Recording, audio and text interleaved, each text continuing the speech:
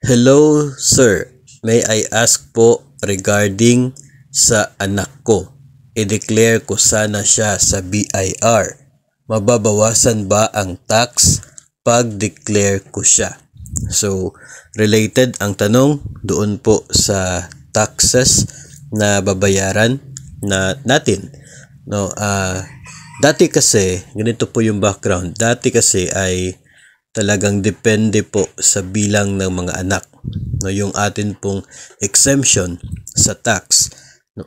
Kaya dinideclare talaga doon sa BIR kapag may bago kang silang na anak para madagdagan yung tax exemption.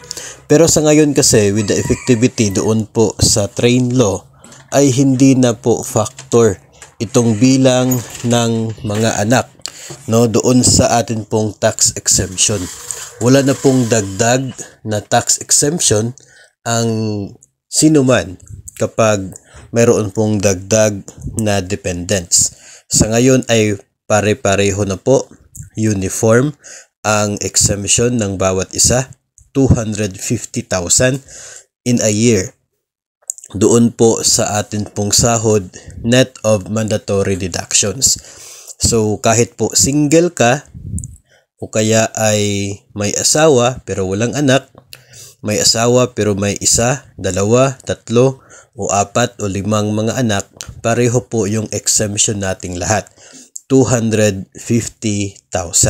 So ang mangyayari niyan, yung atin pong basic pay every year o every month, of course, di ba may deduction yan, GSIS, Pag-ibig, PhilHealth, yung mga ganyan po, mandatory deductions, ibabawas po yan. Tapos, after po ma-deduct ang mga ganyan, ay kukunin po siya, no, in a year, kung magkano yung total na natira in a year, net of mandatory deductions. Tapos, yung result po niyan, doon po ibabawas ang 250,000 na tax exemption. Ang natira, yun po ang taxable income natin.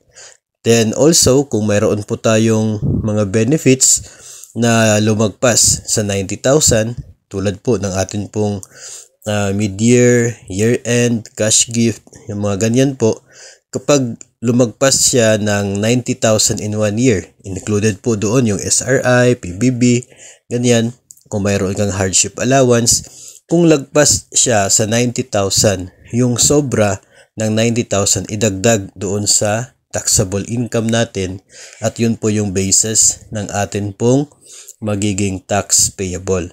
So, mayroon po yung bracket, pinakamababa ngayon ay 15%, excess of 250,000, no? So, ganun po.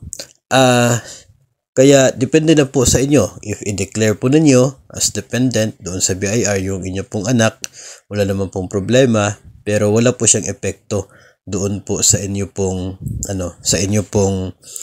magiging payable sa tax. Importante doon siya ma-declare nyo talaga siya panigurado sa PhilHealth para dagdag sa beneficiary po, o kaya ay doon din po sa GSIS para dagdag sa mga beneficiaries po natin. So, yun po ang ating sagot dito po sa tanong, no, kung magbabago ba or mababawasan ba ang tax payable kung i-declare yung kanya pong isang anak na bago po. So, sana po ay nakapagbigay tayo ng impormasyon para po sa mga kasamahan natin na hindi pa po aware dito po sa issue na ito.